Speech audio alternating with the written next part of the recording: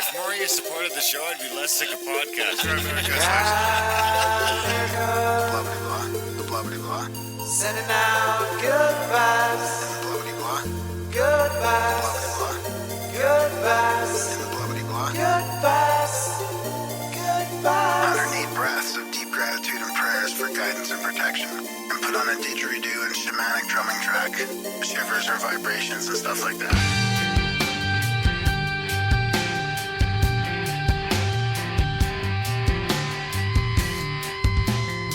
Grimerica.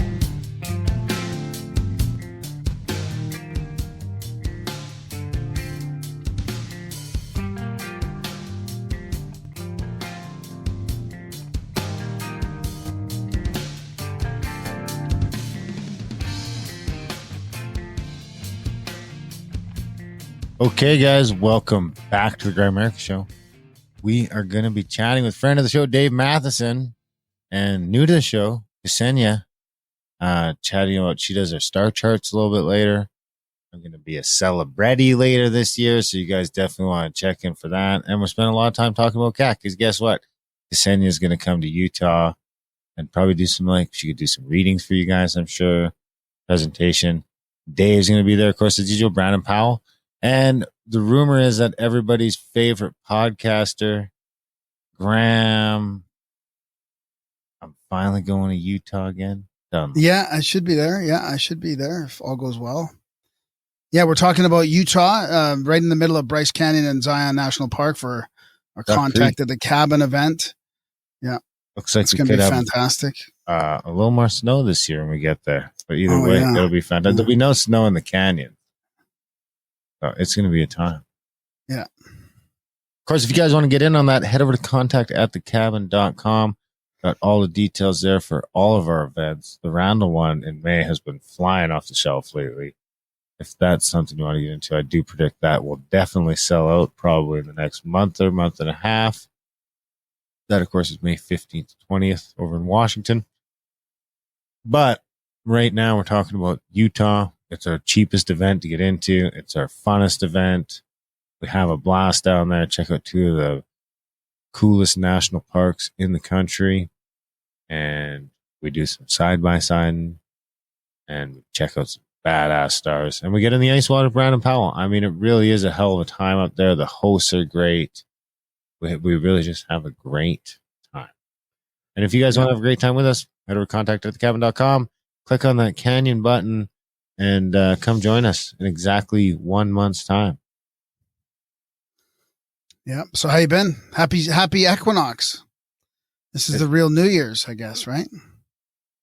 Wouldn't that be the solstice? Not according to some people. You know why New Year's is on New Year's, right? Yeah. Why? Because it's just after the solstice. Well, what happens is on the solstice, when the days start getting longer again, it's all in the evening. The morning actually keeps getting later by a couple seconds each morning. And the first morning that it's actually earlier again is New Year's Day morning. Oh, there you go. So that's when the morning is actually starting to extend as well as the evening. The evening is extending long enough to still make the days longer, even with the shrinking morning. Oh, interesting. Yeah. I think Randall Carlson told me that, but I can't remember for sure. We've had so many. Might have been Dave. It could have been Dave too. It could have been Dave. It was someone. I didn't learn it myself. Someone taught me. Does it feel weird to you that it's just getting dark now? It's like 8:20 here in Mountain Time, and it's only March 21st, and it's already, just with that time change, it's already staying light out till 7:30 or 8 o'clock at night already. And it just felt like it was getting dark at 4:30 not too long ago. Well, I guess about 3 months ago.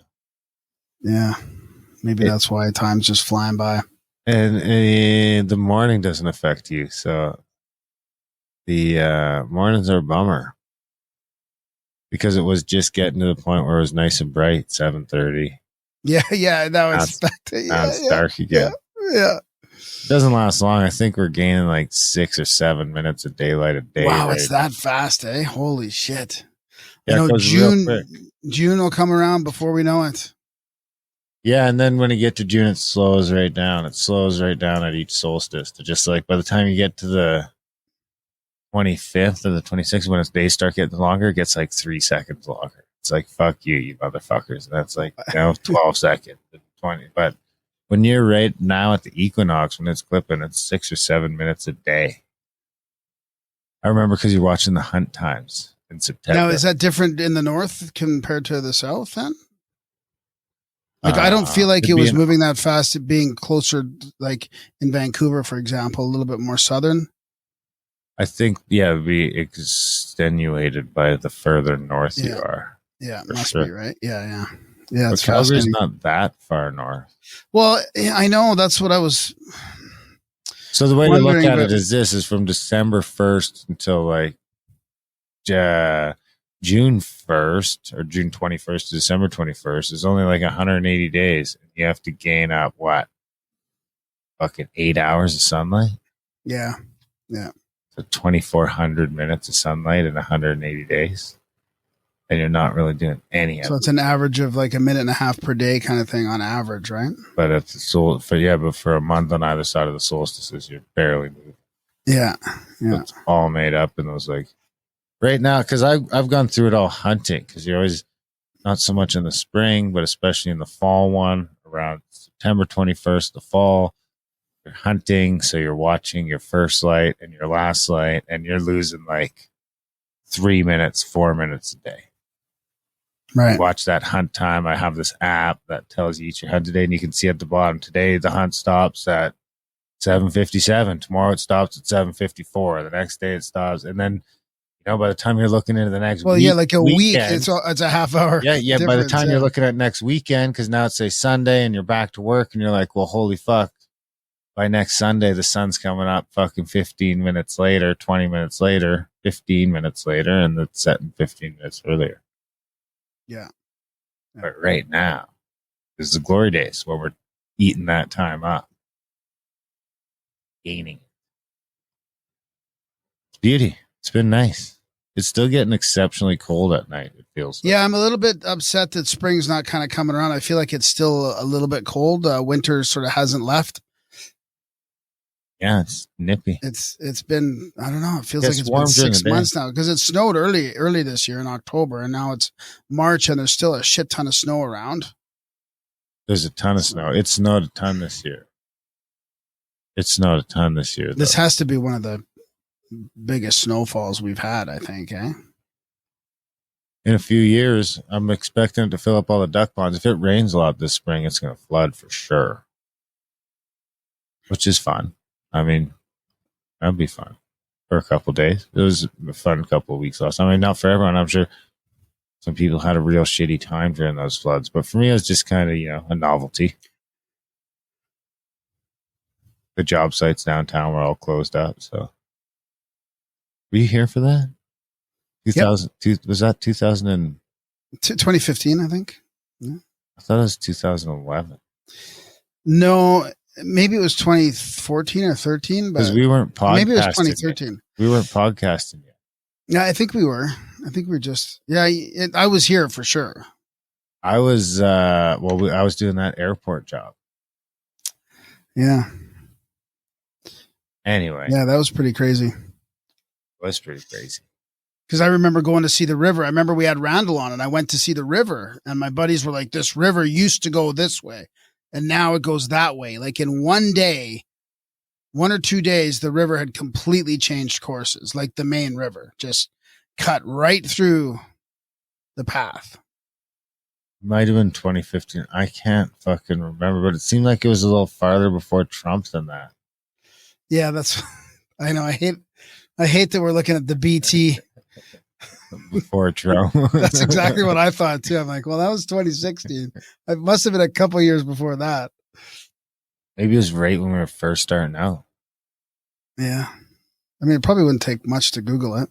Anyway, I'll find out. What do you got for us? You should ask like Chat GPT for you when the Calgary flood was. I just go to Chat GPT on my. Do I just type that into? I'm not sure. Okay, here we go. Open. This is what the No Agenda guys do now. Okay, let's see. Okay. Right. try it. Please stand by. We are checking When- the browser. What have you been up to? You left the house lately? I got my new gun. Is stupendous. Oh yeah, I finished off a huge book. It's for sale now. It's called The Prehistoric World or Vanished Races. And it actually is it's kind of like a scientific book, I would say, from 1885. It's not conspiratorial in any way. I mean, it does show what they were learning about back then that we've sort of forgotten nowadays, like about the Maya tribes and the Nawa tribes. But it talks about ancient Peru, the Neolithic Age, the Bronze Age, the Iron Age in Europe, early man in America, the mound builders. There's like 120 pages on mound builders, early geological periods, the men of the river drift, cavemen, antiquity of the Paleolithic Age. There's a whole bunch of, it's a pretty interesting book, but it's not really our sort of genre in a way, but it's the one that we did that episode on Grimerica Outlawed with Archaics, Jason Brashears. He got a physical copy of this book, and it was quite the book. It's got a bunch of pictures in it and stuff like that. So this one is, this one is interesting and long, 20 hours, good value on Audible. So head to adultbrain.ca or directly to Audible for The Prehistoric World. Give us a good review on it, because some troll, some douchebag gave it a bad review right off the bat. So Douchenbogen. yeah, Don't he read didn't the like reviews. he didn't like my narration, and he was complaining about the publisher's date on it. He doesn't know what he's talking about, so that was a bit frustrating. Thanks for giving us a shitty review, dude, right off the bat. First day it comes out. You think he listens to the show? No, of course not. But that's going to attract a completely different crowd, so hopefully it doesn't get ripped apart. Oh, I'm sure you did a great job. So I got a new gun. I found a Canadian workaround that's pretty close to an AR. It's a 180 WC, and it's made in Canada, and it's fully interchangeable from what I can tell with AR parts. Looks like an AR, shoots like an AR. We went out and shot a few hundred rounds out. Yesterday we went I took my mom was in town. So I took her down to the handgun range and Hey, Mom. let her shoot some handguns. She had a time. The 357 was a little bit much for her, but she did pretty good. She had a time. And then in the afternoon, we went out to the bush. There's a ton of snow out there still. Do you need to bring your own guns to the handgun range, or can you just go rent them? You can rent them. They have a 50 cal. You don't even need your pal to go there? You could just walk in off the street. You and Maria could go there and shoot guns just by yourselves. It costs a little more because someone's you're paying for someone's time now to be. I don't know what the cost is, because I've always just brought my own guns, and I can rent their guns if I want to and shoot them. They got a 50 cal fucking Desert Eagle there. I don't know what that means. It's a fucking huge handgun. I can't even imagine what it feels like to shoot. Yeah. A legitimate hand cannon. Yeah. So you because we talked last intro about your trip from the States and the guns you're trying to buy there, and now you found one in Canada now. Yes. And we went out and set up. All the guns are shooting so good right now, dude. We went out yesterday, set out some gongs at 150 yards. We went at 150, one at 170, another one at around 100. And with that fucking Kodiak, man, just like 30 in a row. Ping, What's ping, that? ping, What's ping. that? That's an AR, basically. It's called a Kodiak? Called a Kodiak Gen 2. Okay. And you're picking them off? Oh, yeah, dude. At 150 yards, I'll hit an 8-inch plate every time. 150 yards. That's good. 272. Dude, I bought this little plate off of Amazon. It says it's 400 steel. It's 3/8 of an inch thick. And I shot it with my 270 at 150 yards. It like destroys the paint everywhere. So you can tell where they've hit. You can see but it's not really impacting the steel. I can't believe how strong it is. Because it's not up against anything either, right? So it just pushes it outward more and to swing around, doesn't it? Dude, I was shooting a 1/2-inch stainless steel plate, and that was the further back target. That's probably closer to 170 yards. I was punching holes through it. 1/2 inch of stainless steel. Wow. It's crazy. We should make you a vest of that stuff. shoot you. Of the hardened steel that Yeah. put me in the armor. And just Maybe we could just buy you like one of those crazy vests. It's probably illegal, but we could go on the reserve. I'd rather, if you're gonna do that, you just got to put me in full plate armor like a knight and just shoot me as a knight. Dude, it's I'll just be, gonna like, go riding by on man, horseback, and you it's can just shoot me go, off the horse. It's gonna go right. Just shoot me right off the horse. It's gonna go right through the armor like that. Just like a hot knife through your body. It would probably still fuck you up. That's a lot of energy. It's gotta be like getting hit by a car, maybe, but all put into like a fucking 2-inch area on your chest. Could still kill you. Anyway, that's what I was doing. It was great. Pretty happy with it. So we had a good day shooting. I'm ready for the hunting season. It's only Nice. like 5 months away. Well, you can hunt other than that, can't you? Yeah, it's kind of like baby season right now, so I'll wait a little while. Yeah. Till the babies pop out. And then different. As soon as the roads open up, I'll probably start trying to get around. Because they have their horns all the time. They can tell the boys are. Anyway. But that's April 15th, so still a month to go. Joe told me to ask you if you wanted to go skiing. Oh, I don't know. I don't think my knees can handle it right now. I'm trying to get in shape at home here, but wow. Well, I defended you. He was like, "Is he still able to do that kind of stuff?" And I was like, "Yeah, dude." But I guess no. able. Well, April Fools. where does he want to go? Maybe I'll go. I don't know. He just said to mention it to you. Yeah, maybe I'll go. If you go, I'll go. It would kill me though. Honestly, it would kill me.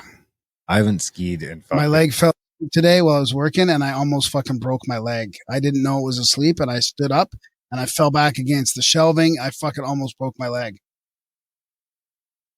Honestly. Oh my God. I didn't even know it was that asleep, and I tried to walk, and the cats were looking at me like, "What's going on with this guy?" This is not good.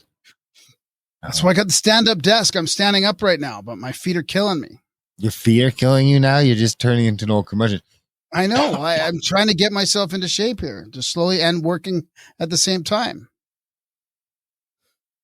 How are you making out? Good.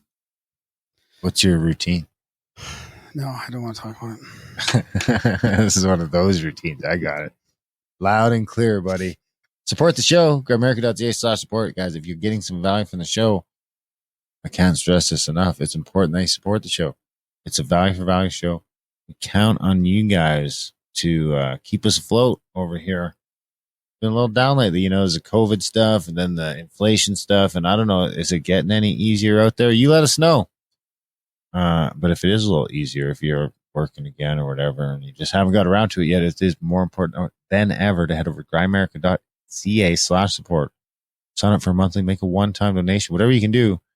It'll just help us do little things like get Grandma stand-up desk so he lives longer and he doesn't fall over from just standing up. I mean, we gotta next step is to get him a step master. And then no. I have all the stuff I need. I got a treadmill here. I'm fine. I'm all good. Well, we just have to get him some motivation. I got that too. I'm just enjoying work. It's a perfect skiing season. Yeah, I mean, if you go, then that would be fun. Yeah. Then I can get footage of ski patrol taking you down in the sleigh. Anyway, what do you got? Well, I mean, I don't know. I mean, do we welcome everybody to the implosive energy revolution? I mean, I want to talk about that a little bit. I just want to mention that, the stuff that Randall Carlson and Malcolm Bendall have been talking about, and our friend Bradley Young. It's going to come out. It's going to come out. They're working on it. It's going to come out soon. So we will talk about it when it comes out. It'll be on HowTube, and it's going to come out.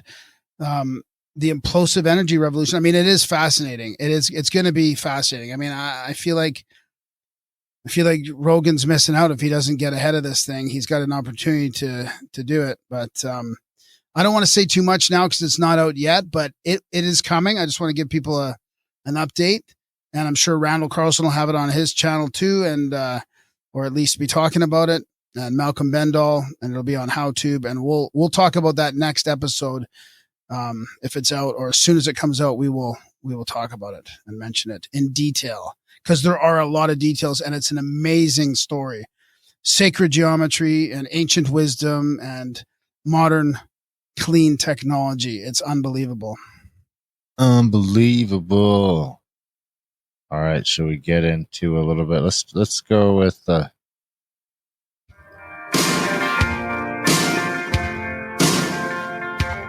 I want a good score for my synchronicity. If Graham reads it out, then Darren might give it to me. Hey, don't you please rate it low, yeah.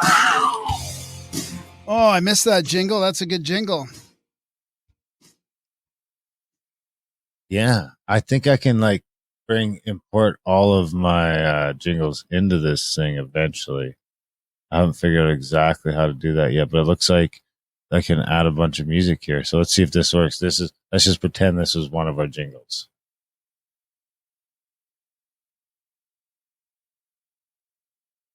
Can you hear it? Yeah, but it seems to be fading. Oh no. Yeah, you probably picked one that fades. Is the music fading itself, or? Yeah. Yeah, it sounds good. So One what Darren's thing I talking about don't is like we're is using that- a different software to record this right now. So let us know if our audio is any better or worse, because it should be way better. Hopefully We're gonna get better. the guests. We're gonna get the guests in here too. We're going to do it all here. Hey, Yeah. maybe if enough of you motherfuckers support the show, we'll start streaming once every couple months again. You guys can earn it. Yeah, maybe. Because we have started recording the video again for some of our video projects. So Yeah, and you're putting videos out. You're doing some videos out. A video some little a day. videos on. I've Yeah, been still sticking to my video a day. It goes back and forth, mostly the long ones, because we had 400 and some past live streams that had terrible titles and no notes and a bunch of crap in the beginning and a bunch of crap at the end. So I've been going through and taking those right up to where the content starts with the guest, cutting off all the talking to the audience at the end, adding a little intro thing on and an outro, and releasing them. More for the video people, not for you people that have been listening to the show for ever so much. Most of it isn't. Now, there is some of them on there that have a little more video content and presentations and stuff like that, but it would be either the Rockfin stuff that you guys already know we released on YouTube before and is on our other channel, or it would be one in the past that we have told you had a presentation. For the most part, it's just the video of our talking heads. But I have been making some shorts that aren't that. So it is worth checking out. A bunch of those are on our regular YouTube channel, the Grimerica Show, which people should subscribe to. And we have our new one, Grimerica Media, which is more aimed at the YouTube audience, which has more shorts, and it's all video content. There's no audio only. It's all video. If you guys could subscribe to that one too. And then we have the audiobook one, Adult Brain Publishing.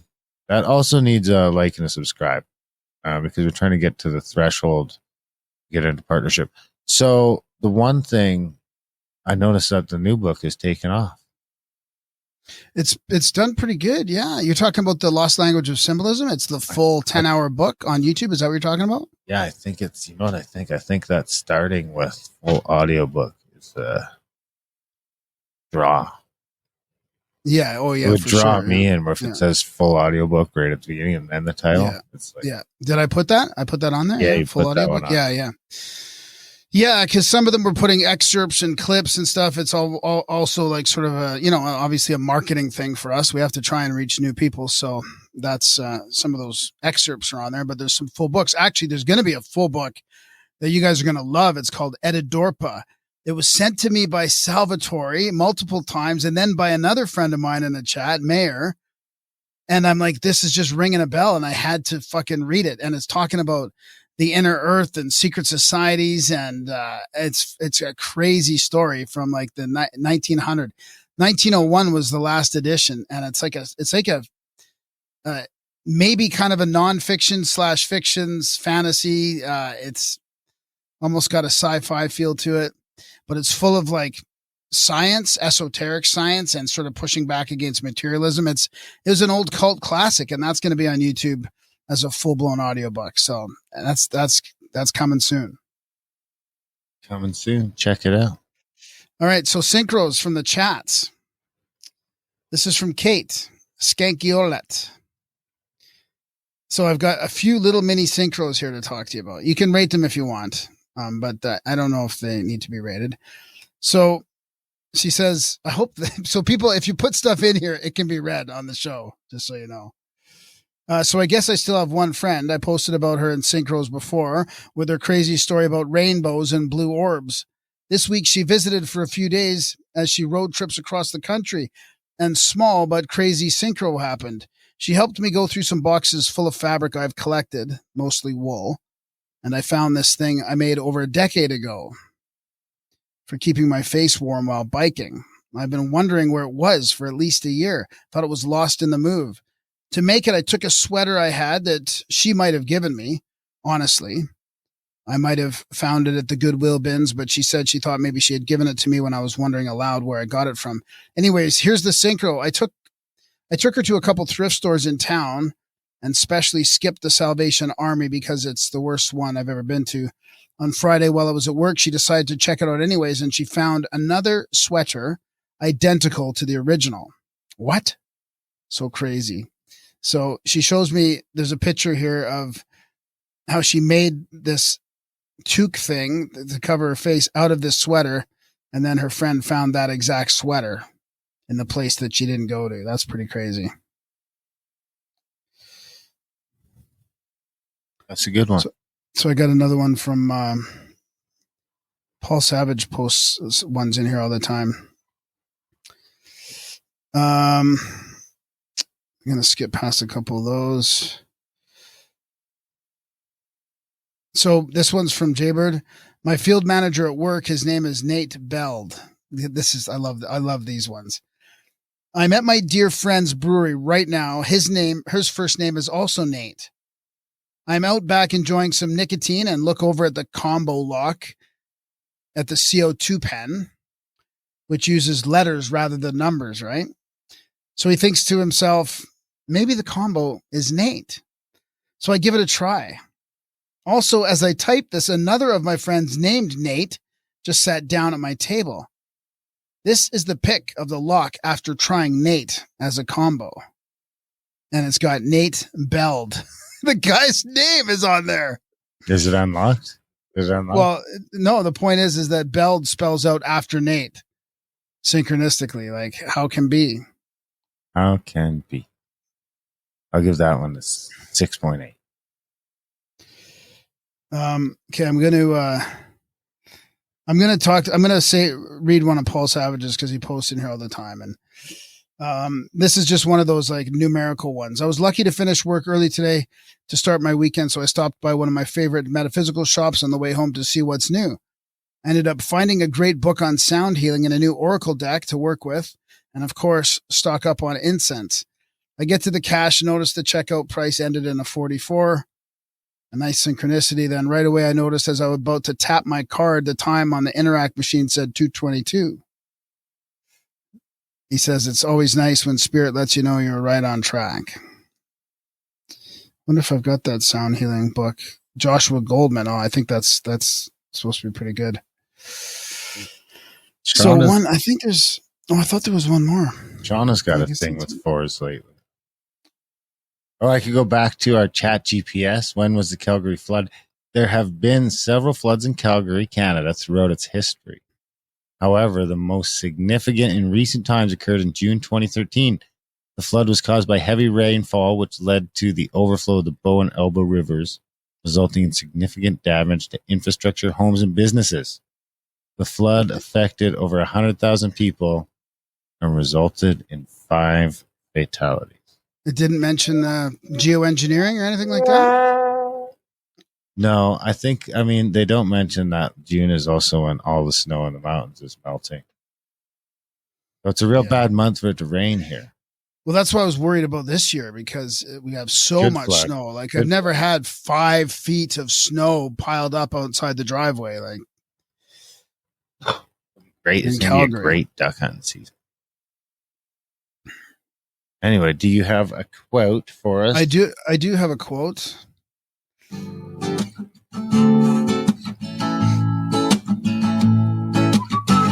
It's the profound quote of the week. Darren, can you guess it? It's the profound quote of the week. Can you guess the human who spoke it or wrote it? What if it's not a human? Well, then you shouldn't be reading it on the show. So this is pretty creepy. At some stage, the human species will divide. Whilst most will continue to evolve, a minority of those lacking the intellectual capacity of thought will develop a subspecies. Excuse me, I got a burp. Wow. Being easily led, form into packs attempting to control the majority. They will deny biology, attempt to undo the centuries of, this can't be real. They will deny biology, attempt to undo the centuries of human development by rewriting history, and gradually revert to their primate origins. They will expect all to conform to their point of view without question. Aldous Huxley. I don't know, but this is the picture of him. There's no name, but you might recognize this picture. Karl Marx. Is that who? No, that's not who it is it? I don't know Looks like who it is. I don't know. It doesn't say, so I could be right. So, I could be right. All right, guys, we hope you enjoyed our lazy ramblings this week. It's important you head over to contact. It's important you support the show. Grimericans.ca/support. It's also important we do support people coming out to Utah next month. It's our 420 bash. Come and hang out with us. Contact at thecabin.com. Got an audiobook at adultbrain.ca. Most importantly, enjoy the chat with David and Kesenya. I'll do their bios quickly. Yep. So Kesenya is grateful that our paths have aligned. She's a star lover, a baker of chocolate desserts, a devotee of L.M. Montgomery novels, and a loving mother of 3. And if not sipping tea and reading her favorite cafe, she'll be singing R&B classics or riding her bike down country lanes. And she's here to support you with guiding star astrology and the rich foundation that is holistic astrology. Let me help you move forward from past events, confidently face future challenges, realize your potential, and celebrate the uniqueness of you. And that's at guidingstar-astrology.com. And she's got a YouTube channel as well.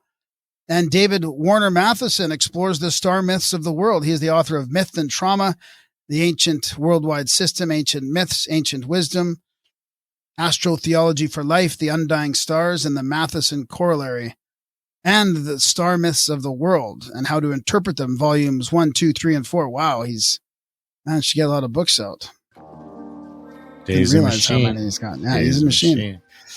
And he's a fun guy to hang out with. All right, guys, enjoy the chat.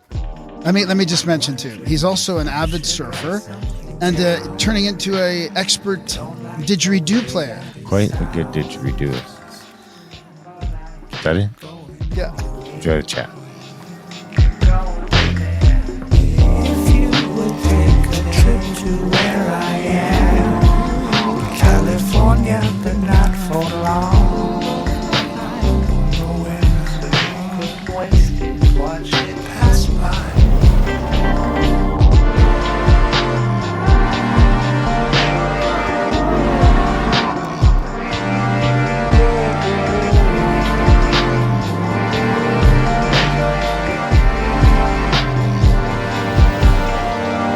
Losing touch with all my friends, I guess it's only some of them. And now I'm on my own and thinking, what the fuck have I done to? It was me on the flip, if the foot was on the other shoe. I guess it's backwards, but what can you do? Take a trip to where I am, California, but not for long.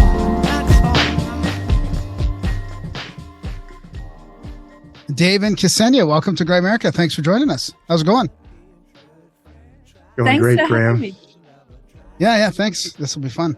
We're going to talk about upcoming trip to Utah, 420, contacted the cabin. So we're looking forward to that. Dave, you're going to share some visuals with us, I think, too, eh? You got it. As soon as you're ready, I'll get everybody excited. I'm really looking forward to this event, and it's great to be here with Graham and Darren and Kesenya and all the people out in Grimerica listening. So thanks for having me back on. Yeah, well, most of us, our listeners, know you, Dave, but we might not know Kesenya. Maybe you could say a few things about yourself, Kesenya, before we jump into it. Hi, everyone. And thank you, Graham and Darren, for having me on your show today. I'm very excited to be here. So I'm an astrologer. Obviously, because of my accent, you can tell I'm from Australia. And yeah, I've been practicing astrology for over 10 years now. So I'm here in that capacity to, I guess, join with Dave and talk about the stars. Looking forward to coming to Utah and meeting you all in person. And do you practice to people in public? You have a YouTube channel, right? Yeah, I have a YouTube channel. It's under my name, Kesenya Moore, if you can spell it. But Guiding Star Astrology is the name of my business. So yeah, I've got quite a lovely following and crew of people who tag along with me each week as I talk about what's happening in the heavens, in the language of the skies. So that's my main platform. But yeah, I do teach astrology as well, do readings for people, and yeah, love to share about astrology whenever I can. Right on. You guys speak the same language of the stars? Or is it a little different? Dave's is a little different to mine, but we contribute to one another's, I think. Yeah, I think this is really all ancient wisdom. The ancient myths from Mesopotamia or ancient Egypt, ancient Greece, ancient China, those people were following what astrologers said. I mean, astrologers were a big deal in Mesopotamia. Astrologers were a big deal in ancient India, in ancient China.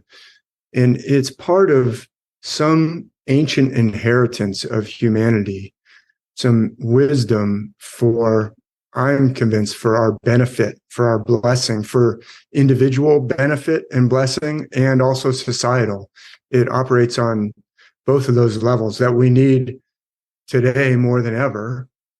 And not the only individual, the people, and not only the people, but the priest kings and the authorities followed it, right? They Absolutely. still do. Well, yeah, but we They all use it. Wall Street uses it. Yeah. So I think it's really fascinating to, like, Kesenya can tell you what Sagittarius is all about, and in the heavens and the cycles and how those impact our lives. And it's really about knowing yourself. So we all have a different mix of ingredients. If we were a recipe, Graham's got a slightly different mix of ingredients than Darren, than me. But knowing yourself, what could be wrong with that? I mean, it's really essential. In fact, knowing your true self, your authentic self. Over the years, I've become convinced that the myths are about know yourself. And astrology is also about know yourself. And in the ancient Greek oracle at Delphi, or I think in England they pronounce it Delphi, but because I like Delphi. I say Delphi. Yeah. But that's one of the places in the ancient Greek world, the most sacred site of Delphi, that the Python, the god Apollo, the contact with the divine realm, and the guidance for whether we should go to war with the Persians or whatever, all that, that you see in the movie 300, that, and they kind of made the Temple of Delphi kind of a bizarre, it's artistic interpretation. But back to the Temple of Delphi, the ancient writers themselves tell us there were different inscriptions at Delphi. And there's 2 or 3 that are mentioned, but one that's mentioned by everybody is at the Temple of Delphi, the place where you go to hear the voice of the gods. Know thyself. That Wow. is universally said to be at the Temple of Delphi. So the way you hear the voice of the gods, the heavens, has something to do with know thyself. Anyway, Yeah. astrology clearly has to do with know thyself as well. So that's one of the places where I see a connection. Absolutely. But it's also different, different emphases. Sorry, go ahead, Kesenya. No, I'm just agreeing. It really, astrology really ties into the ancient Hermetic principles, as above, so below, and all those sorts of things, the polarities. It draws in a lot of ancient wisdom and knowledge because it is an ancient system. And up until the medieval era, people studied it at university, even in the West. So it's fallen from favor for many mysterious reasons, because certain people groups want to keep it in their power. But I think one thing that the revival of astrology at the moment is bringing is giving people the power back to work with the cycles of nature, to understand themselves, as you said. And it's very exciting to see it being understood again nowadays as it was in ancient times, or starting to be at least. Yeah. Are there any lineages at all for astrologers? Like, how the Reiki lineage comes from Asui or whatever his name is. And it kind of gets passed down. Is there an astrology lineage at all? I think in places like India, there's a lot of, grandma practiced it and she taught me, and, there's nothing written down, but we've received it. So there is that in the Vedic tradition. Absolutely. But it's been intentionally wiped out in the West. So there's no real lineage any longer. We are rediscovering a lot of things through ancient texts and manuscripts, and even like the library at Nineveh or Mosul had a lot of astrological knowledge on those tablets that were discovered there. That has yet some of it hasn't been interpreted yet, but a lot of what is really informing our current Western knowledge about astrology. So yeah, we've lost our lineage in the West, but it still is alive in China and in India and places like that, for sure. I suppose that's kind of what you're doing. You and your contemporaries now is starting new lineages, I guess. Right? Yeah, that's right. In fact, there's a movement in Western astrology to understand the Hellenistic principles and go back to that ancient knowledge. So that's gaining a lot of momentum at the moment. I'm trying to think of the guy who's running that. He runs the Astrology podcast, and he's brilliant. So yeah, there's a big movement towards getting back to our lost lineage again. And what I was going to say is, it seems like there are. I'm not an expert in it, but in the world of kung fu or martial arts, there are different and sometimes they all hate each other. Like, oh yeah, like even descendants within the same style, have some pretty big variations. Well, which lineage are you from in this style? But it seems to me that in astrology, there are people who focus more on, I don't know, like certain. I'm out of my depth. I'm waiting for you to jump in. Yeah, I'll jump in. There's like all kinds of different approaches to it. There are. Retrograded or whatever, all these different, like, oh, well, this person really focuses on that. Yeah. Well, because there's so many facets. There's financial astrology, and we're coming up to a time right now when Pluto is about to change signs on the 23rd of March. And in financial astrology, that's one of the most momentous events whenever Pluto changes signs, because as you would know, Dave, he was the ancient god of great wealth in mythology, and he corresponds to that in astrology as well, to great wealth. And so the financial markets all pay attention when Pluto is moving from one sign to another. So there's financial astrology, there's medical astrology, there's karmic astrology, there's personal astrology, there's world event, like, you name it, there's an astrological stream that will interpret those sorts of things. But what's really factional, if you want to talk about that in astrology, is the Vedic system, which is the Indian system, is based on something called sidereal astrology, whereas the Western system is based on the tropical astrology placements of the planets. And so there's a big divide there, and quite a lot of contention and argument between people about which one's right and which one's the one to use. Personally, I use tropical astrology, which is the Western system, because my belief is that we are incarnate in human form on the planet here on Earth, and therefore we're under the influence of the seasons.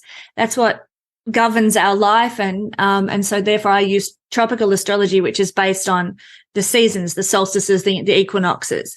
I see sidereal astrology as important, but it's based on the constellations of stars and their placement.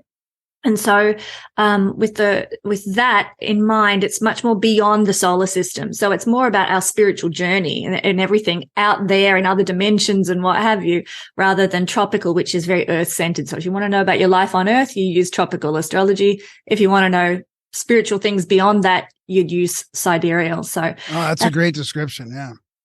Thank you, because it's hard to sum that up in a nutshell. Yeah. It's quite complex. You were speaking about the financial, the Pluto thing coming up on the 23rd. Would the 22nd/23rd be a great time to unleash a new technology to the world? Ooh, it sounds like you've got something in mind.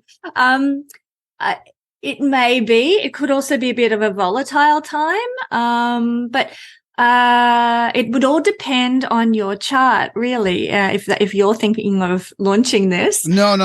I just know of somebody that is. That is, yeah. Well, you would probably need to look at their chart personally and determine, okay, is Pluto moving into the sign of Aquarius going to be beneficial in their chart? Okay. If it is, then absolutely go for it. Launch something. Graham's asking for his friend. George Soros. George Soros. I'm asking for my friend Bill Gates. Yeah.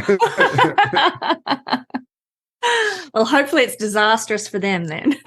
No. This is for Randall and Bendall. This is great. I was only joking. I'm not in. It's going to come out very soon. So. Well, Randall probably has a bit of an idea about astrology. Well, yeah. I mean, and it's based on the Vajra, like ancient Vedic sort of stuff. I mean, it's fucking fascinating. It's the best Genesis story you could ask for a new energy technology. I mean, it's unbelievable. Right. Wait till you guys see it. It's to me, it's mind blowing. It's truly bringing this. That's why we come on Grimerica. It's truly bringing it's potentially totally world changing, and it's bringing ancient wisdom to like this new technology that could change the world. Right. Yeah. That is awesome. When I first went on the Snake Bros, the first time I was ever on there, I was talking about the Thunderbolt weapons and Russ. That's what they say. This is big. That's Russ. From the Vajra, right? That weapon Russ. is the Vajra. It was either Russ or Kyle goes, "Oh, you mean like a Vajra?" I'm like, "Well, you don't just hear, guys from Texas say, you mean like the Vajra like every day." I was like, "Whoa, you know about the Vajra? It's all it's all celestial as well." But that's fascinating. So great. Well, that'll come out before our trip. Yes, it will. Ooh, yeah. Could change everything. Next week. Yeah. Well, I don't know. This is supposedly, right? So. Yeah. Well, they've timed it for the equinox on the 21st, the new moon on the 22nd, and Pluto changing signs on the 23rd. So boom, boom, boom. It's a big week next week. All right. Well, well done then. Maybe that's why. Yeah. Awesome. So you want to talk about Graham? Let me show. So I think it's a great segue to say to people, look, on this trip, you can hang out with Graham. You can hang out with Darren. You can hang out with Kesenya. You can hang out with me. I mean, you can hear my stuff, and I'll talk a little bit about my research, but very little in this towards the end of this presentation, just for people who aren't familiar, but I've been on, a lot of times, so people probably know. You can go read my books or check out my courses online. These trips that you and Darren came up with are really a chance to hang out and just talk and, let our hair down and party and hike. And I'll show some pictures, but why don't you talk a little bit about your concept of contact at the cabin originally? That's the overarching is contact at the cabin. This is Darren's brainchild, right, Darren?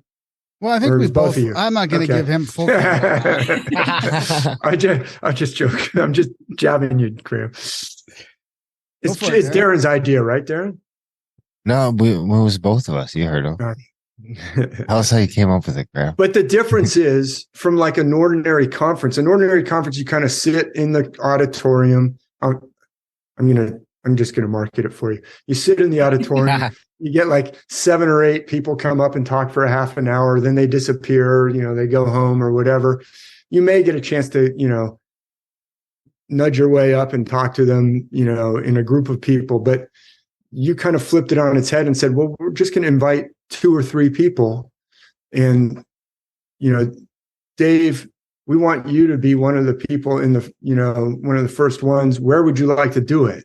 And I said, well, Bryce Canyon has some of the best stargazing in the world.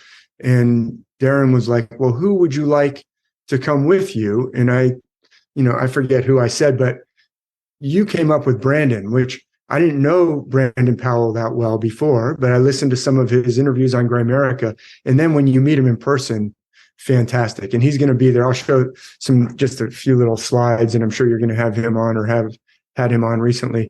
But that was fantastic. And so it was just, me and Brandon gave different presentations. Brandon led breath work. I talked about the stars. I showed the stars over Bryce Canyon. But most of the time is just hanging out, eating food, taking ice baths with Brandon, partying in the lodge, going on hikes in these amazing, landscapes. Zion, Bryce, yeah. Riding around in the van driven by, and it's not too much driving. Like some of the geological tours, we cover almost the whole state of Washington like 10 times with Randall. But this one, we're just Montana one is 2 states. We cover 2 states. This isn't too much time. This is just enough time to get scared of Graham driving. On those mountain roads. They like me driving. I think they feel safe when I'm driving. I'm joking. Yeah, I feel safe with you driving. But yeah, this started with a weekend in the woods. With a bunch of friends, right? It started like that. We made it to the coast the next year, and we thought we gathered a whole 20 or 25 of us, just hung out. It's like a weekend long podcast, right? And then we thought we should get some guests to present for us, and we'll make it like an intimate conference type thing, And then we started. After that, we made the big one with Randall, which was 3 groups of people coming through Colorado near the Four Corners to go through the Pueblo and the Chaco Canyon type stuff. I can't remember the actual names of it. And the first one we tried to do value for value, where we had no presenters, and it was just we were all going to meet. More friends. Everyone was going to pitch in, but then it fell apart, and that's kind of how it got monetized, because at the end of the first one, there was a bunch of money outstanding on the cabin that it ended up costing Graham and I all of our travel expenses, plus hundreds of dollars of cabin expenses from people who canceled last minute or didn't pay up, or just weird little things that happen when you just start telling people on the internet to meet you someplace. That's always hard. But anyway, you guys have put on a lot of these now, and they're fantastic. There's special grasses that you can see there. This one's on. I don't know who that guy is. He looks like me, but very short hair. Now notice that is a Ranger tab right there, from the U.S. Army Ranger School from when I was young. And there's the mighty Coach Chris in the background, sitting next to what looks like 2 lightsabers. I don't know what's up with that, but anyway, that's just the sunshine. I think that's the sunshine into Darren's green screen. Yeah. I am going to share my screen and just get this off of the screen. Okay, sure. I mean, I'm joking. Look, that was rolled by Brandon Powell himself right there. He's like, try one of these. Yeah, so let me share my screen. Have you enabled screen sharing? Yes, you have. Looks like you have. Let me try. Contact at the cabin has changed Dave's life. It'll change Look at your his life. hair now. Yeah. Smoking It'll weed, change growing his your hair life. out. All right, look, He's popping strockers with the didgeridoo. I mean, I'm not going to talk for too long with this slideshow, but I just want to show, look, this is we're less than 1 month away, but there's still openings for those of you who want to come. And it's just fantastic. So this is where we're going. This is a little tile I made for Instagram. Bryce Canyon. This is a picture I took on the trip last year. And it says, get your Thor on. And that's actually a formation at Bryce Canyon. But I mean, look at Bryce Canyon. It is just magnificent. That's that feature that's sticking up above the horizon is called Thor's hammer. And the gods who are in the ancient myths are in the stars, including Thor. There's Thor. He showed up. I managed to catch a picture of Thor just as he was cresting the top of Bryce Canyon. But this is about the gods that are out there in the stars, but also inside of us. This is about our authentic self, recovering who you are. That's what I believe the ancient myths are really all about. So look closely at that picture of Thor's hammer, Meet the Gods in the Stars, Contact at the Canyons 2023. Look at it closely and imagine that you have a hammer that never misses. Can you imagine if you never missed? Like whatever you threw your hammer at, that's what the god Thor's hammer would hit. Whatever it looked at, it would hit. And why is my thing not advancing? Come on. I'm doing this beautiful lead in and the thing isn't working. I had to go. Now, imagine you had a hammer that would always hit its target no matter what. That's what happens to you when you come to Contact at the Canyon. So this is the lodge where we stay. You can see it's a rustic, it's actually historic. Like the logs that are out there on the porch, I think are new, but the wall that you see with the window in it and the modern light fixture is all from a 1800s cabin that was, moved here at some particular point. So there's Graham with an energy drink and a Thor's hammer. There's Laura, friend of the show. Laura, she's does a lot of events. Yeah, for Randall and there's the mighty Oliver. I think he was on an event recently with you guys up in. Is that correct? You see Oliver? I think. Yeah, Oliver was just there. Oliver will also be. I can't see the screen in a stupid Zoom lately. I don't know why. But Oliver is coming to Utah to help do the cooking again. He'll be helping with breakfast. Right. Yeah. All right. Well, go get next to Graham so you can see his screen. Otherwise, I won't get any of your witty comments. But anyway, I think Oliver's he's putting a beer down for Graham to smash it with the hammer that never misses. But really, Meet the Gods. That is what the myths are actually all about. So here's where we go. We take hikes. This is, a dangerous cliff. You can see I've positioned myself to where if I fall off the cliff, I can at least grab that, bush like in the cartoons. I think that's Patrick there with the hat. He's staying a respectful distance away from the edge of the cliff. But there's Bryce Canyon. You can go there with us. We also, this is also Bryce Canyon. It may not look as huge as it really is. I think this is called Wall Street. Yeah, this is Wall Street. Look at for size. We have one of our Contact at the Canyons attendees right down there. Can you see him? That's how big that is. Yeah. I hope we don't have to. Do we have to take that hike back up? I mean, that's a you have to go straight up the wall. Yeah, you have to go straight up the wall. You can use hands and feet if your upper body isn't strong enough, but if you're really tough, you just use hands. I'm kidding. It's not that hard of a hike, Graham. It was pretty bad. Are you kidding? But we don't have to do that, right? Everything is optional on this trip. You don't have to do anything. But there's the trail coming out of the. All right, I'm going to show a few more. This is looking the other direction. It's just glorious, and it is catastrophic. So this is part of. I am convinced there was an ancient catastrophe that separates us from something even older than the Egyptians, even older than Mesopotamia. And I believe that's where this ancient knowledge comes from, because the ancient Egyptians are already using this system. the ancient Chinese, ancient India, ancient Mesopotamia are already using this system, but they've already got different myths, even in the most ancient texts that we know of. So I believe the evidence points to something even more ancient. I think you posted something on Instagram today about a massive statue located in Africa that's 20,000 years old and carved into the rock face.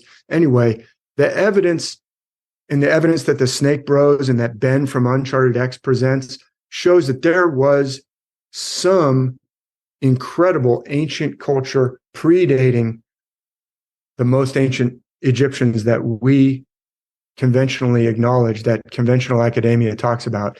I believe that's where this star myth system comes from, and that wisdom and astrology, I believe, is tapping into that. Anyway, I believe there was an ancient catastrophe.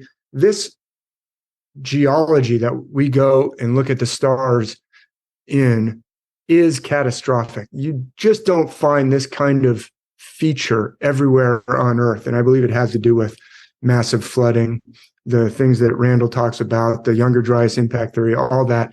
It's all tied together. Anyway, I'll just show a few more. Here we are in Zion. There's Graham again in the front. This is in April. I want to know how cold that water is. Yeah, it's not too bad, actually. Oh, good. Yeah, but it's still kind of chilly though at night, especially doing the stars over Bryce. It is pretty cold at night. Yeah, cold. It gets a little chilly in the shade sometimes during the day, but I think this was probably like 19 or 20 degrees maybe that day. Or does that ring a bell, Dave? Darren? 19 or 20 is freezing, man. What are you talking about? No, that's Celsius. The right way to. That's Celsius. I'm with you guys. I'm joking. No, this is the Virgin River. This is a slot canyon called the Narrows.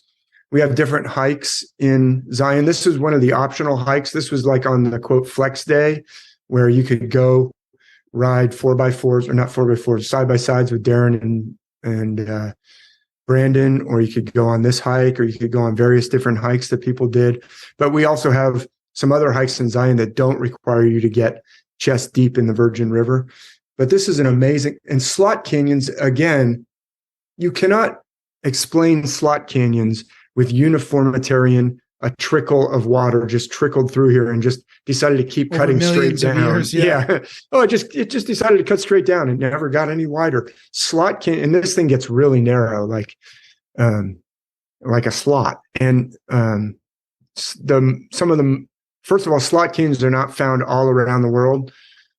Zion is just absolutely rife with slot canyons. All the slot canyons are found in this part of the world, and I believe it's because of catastrophic forces on our planet that very likely cut us off from that very deep ancient, that's even more ancient than the Egyptians, than ancient India, than the Olmecs. There was probably a culture even before that, but not to get too long-winded. Let me just show a few more glorious pictures. This is also at Zion. Look at that. And just for scale, again, look at these people in the background. I managed to circle, or I managed to catch one. That's one of our Contact at the Canyons participants back there hiking on the trail. These are huge, and they have been formed by massive, look at all the different striations there. This is just powerful landscape. If you want to feel, the awe of nature and the power of nature. So I hope that you can come. There's Brad Young. He and Randall have been exploring geology since the early 90s together, I believe. Brad's still there holding up Zion to keep that rock from falling on the trail. This is one of the trails that we hike on. You can see there's a pretty steep drop, and it goes down into it's actually a slot down there. There's like a river cut at the bottom in a steep channel. But we hike. This is one of the hikes we do at Zion, right along through that kind of cave feature. And when you go by, you can tickle Brad and see if he lets the rock down and drops on. He's still there holding it up. He has to stay there as we go by. I'm just kidding. I don't know if Brad's going to be there. Yeah. So this is, I'm just trying to show the power of this. And you can see the power. There's Brandon. He is getting high on rock art. We go see some petroglyphs. You can see some petroglyphs in the background. That's at Zion, a little petroglyph site that petroglyph site that we will visit. And I believe there's a celestial component to this petroglyph site as well. We'll talk about it when we go check it out. And you can get that feeling that Brandon is showing for us. Brandon is amazing. Brandon leads the breath work. He's a master Wim Hof instructor. He's also a jujitsu master. He's had a black belt, I think, since the 90s. He's got his own studio. He is a real modern warrior shaman.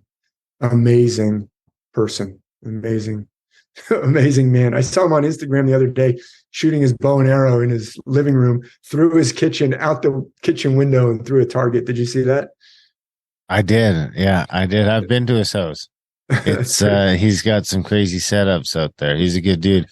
And I think when we were in Shasta last month, I think just about everybody got in that cold water at some point. And it was at least 30 out of 40 people. Yeah, it's totally optional to get in the ice bath, but Brandon is a master. He is there, watching you like a hawk. He's a serious Wim Hof. Like, he's not joking around when he's watching you in the ice bath. He's making sure that you're not going to panic, and he's there to help you. And he's just a force of nature, like Zion. So he's not here on this call. Hopefully those interested will go listen, but really you've got to meet him in person and experience the breath work. The first time we did the breath work, the very first time we did this event, because this will be the third one, I think. The first time, it was so transformative. And Darren, you turned to me and said, no one ever sees that breath work coming. You just don't see. I don't know if you remember saying that, but it's how transformative can breathing be? I do it every day. I've been doing it my whole life. It's powerful. It's really powerful. As you can see, Brandon's taking a powerful breath right there. I don't know. Are you going to wear a Speedo in the pool again this year, Dave? Yeah, that's what men wear. Right? Yeah. Well, you surf in your Speedo, I guess, right? I do. So I do surf in you're my just Speedo. bringing your surfing gear there. Yeah. Cold water, man. It's good for you. Anyway, I think I have a picture somewhere in here, maybe getting in the cold water. Nope, I don't. Well, there's Ophiuchus, though. Yeah. Oh, all right. You want to talk some stars real quick? So just for those, quick taste, we will go out and look at the stars, and I will use the laser pointer to show you constellations. If you've never seen this or that constellation before, no promises that we won't have UFO sightings, clouds or something. Yeah. Well, look, it's a desert. It's one of the best places for stargazing. So I am very hopeful that the skies will cooperate. They always have so far. And also, not only do we have one night where we stay out at Bryce and see the stars from a very high point, like elevation 9,000 feet, which is, 3,000 meters or something. It's over 9,000 feet on the rim of Bryce Canyon. But also, I will get up every morning for, the 4 or 5 people who are interested at 5 a.m. pre-dawn, and we'll look at the pre-dawn lineup of stars if you want to see the stars that are up before dawn as well. But just briefly, look, I think I've shown this before, but it's one of my favorite. This Bell crater used to be on display at the Boston Museum of Fine Art. The last time I went to the Boston, most recent time, that whole wing was closed, and I was like, I came all the way out to Boston to see this one vase. How can you not have it? Anyway, so I hope it's back on display now. But this right here proves this vase, which has been on display in Boston since 1908, because there's a book published in 1908 that talks about how there is no finer example of artwork, perhaps in any ancient, this writer in 1908 was saying how much. His name was John Beasley. He was a big deal in vase study. He called this the pan painter Bell crater, named vase. Anyway, not to get off track, he was very impressed by the artistic quality of this. It's been on display in Boston since 1908, and it shows the world that the gods and goddesses of ancient myth are based on the stars. Of course, John Beasley didn't talk about that in his writings about this, but as soon as I saw this vase, I said,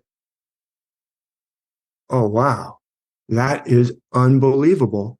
This is a drawing of it, so you can see, because the curve, you can't really see. This is from the myth of the goddess Artemis and the unfortunate prince Actaeon. He's being torn apart by his hunting hounds. I won't go into the story. I've talked about it in a lot of podcasts, but it is just such a clear example. This drawing shows it kind of flat so that it doesn't curve away. Actaeon is at a specific angle. The goddess is at a specific angle. I'm going to show it to you. Do I need to minimize, or is it No, blocked? that looks good right there. Yeah. Can you see Actaeon? Because on my screen, on my screen, okay, me with a large, peace smoking offering is in the way. But anyway, you can see it. That's great. So here it is. I made it a little smaller. Let me show it to you in the night sky. This is the brightest part of the Milky Way, and it really starts coming up at around midnight, the time of year that we're there. So this will be just kind of at the tail end. I mean, we can stay out as late as everybody wants, but as you already mentioned, it gets pretty cold where we're going. We'll see. So those who are coming, bundle up or bring warm clothes. But this year, it looks like we're going to add a little party van over in the parking lot with right on. some dinner propane too, right? heaters. The dinner will be up there, so there'll be some leftover food. Right, and there'll be some drinks over there as well, and some music, so people can go back and forth from the point. There you go. Warm up. Except me. So this year we should be able to stay up quite a bit. I think we should be able to stay up there quite a bit later this year. Awesome. Yeah, I'll stay out at the point and keep pointing things out. But that's great. So in this year it's at the end of April. So yeah, it might be a little cold, but I am very confident that it should be nice and clear, and we should have beautiful views of the stars. And I have a powerful laser pointer to point out these constellations and show them. But what I want to show, this is just by way of introducing to those who don't know about my work. I've been exploring the evidence that the world's myths are based on the stars. I'm going to talk about some constellations just really briefly that relate to, Kesenya knows the significance of all these constellations, but these are zodiac constellations that are depicted in this ancient vase. This vase is from, conventional academics admit this is from 540, 550 BC from ancient Greece. Now, this is the constellation known as Sagittarius. It is a zodiac constellation, meaning the sun and the planets move through the background stars of the zodiac, and that's Sagittarius. And just look at Sagittarius, look back at the drawing of this vase that I showed you earlier. It's a big bell crater. Like, it's bigger than, a full-size computer. It's big. If you were picking it up, it'd be like, between your arms, you'd have to hug it. And then next to see Sagittarius pointing a bow towards the brightest part of the Milky Way, and then towards the constellation Scorpio. So there's Sagittarius, there's Scorpio. These are important zodiac constellations. And if you look at that artwork from the ancient artist, I want to point out something. I don't know that I've ever shown it on Grimerica before, but notice how the goddess appears to be walking in one direction, but then looking back, pointing her bow in the other direction. This is a very distinctive feature that you see in artwork around the world, and you see it in the myths. Often a woman walking one way, looking back the other way. Now look at the constellation Sagittarius. The reason for the ancient myths about walking one way, looking back the other way, the reason for this ancient depiction of the goddess walking one way, looking back the other way, is that's what the stars of Sagittarius suggest. They suggest the motion of walking one way, but looking and actually shooting a bow back the other way. I'll move those arrows. Look at the features that this ancient artist has incorporated. I'm going to put this yellow arrow. The feet are in the same position. The bend of her knee is in the constellation. The length of her dress is suggested by the constellation. The angle of her bow. Look at how she's holding her bow. It's kind of almost like sidearm. And the angle of the bow of Sagittarius is very different than the angle of the bow of Orion, for instance. Orion also has a bow, but he holds it at a totally different angle. The tassel here that this ancient artist has included on, it looks like she's holding a samurai or has a samurai sword or something on her back. Like in Kill Bill, she's going to, pull out that sword and start chopping people up. Or maybe it's a quiver for arrows, but it has a tassel on the top. And look at the feature on Sagittarius. There's a very distinctive feature. Sometimes it's envisioned as different things in different myths, but the artist has incorporated it. I would argue this is just conclusive evidence that this goddess Artemis is associated, or was by the artist at least, associated with Sagittarius. And there's other evidence from myth that Artemis was associated with Sagittarius. And there's some significance with that, which I'll just quickly elucidate. Also, look at the angle of Actaeon. She's pointing her bow towards Actaeon. He is angled like Scorpio, and even the little curly Q tails of the dogs kind of suggest the tail of Scorpio. His arms kind of flung overhead suggest the pincers of Scorpio. It's very clear to me that this scene is a celestial scene. But here's an ancient hymn to Artemis. It's one of the Orphic hymns. She was associated, Artemis, and this is proof from this one ancient text, but there's other texts that also mention it. She was associated with childbirth. She was present at the birth of every child. She allowed that child to be born into the world. Here in this is kind of an older 18 or even 1700s translation of this Orphic hymn. There's more modern ones, but so this is kind of a little bit archaic poetic language, the way this is particularly translated from the 1700s. But the hymn is praising Artemis, and it says, "Hear me, Zeus's daughter, celebrated queen, in darts rejoicing." Darts meaning arrows. But the third line, over births presiding. You preside, you rule over births, and thyself a maid or a maiden, meaning you're a virgin. She's a virgin goddess. That's one of the reasons why she was slaying Actaeon. He was staring at her while she was bathing, and she said, "You're not allowed to do that. You can't stop looking at me, can you?" Anyway, she turns him into a deer, and his own hunting hounds chase him down. But so she's very strict and severe goddess, and she's a virgin, but she presides over births.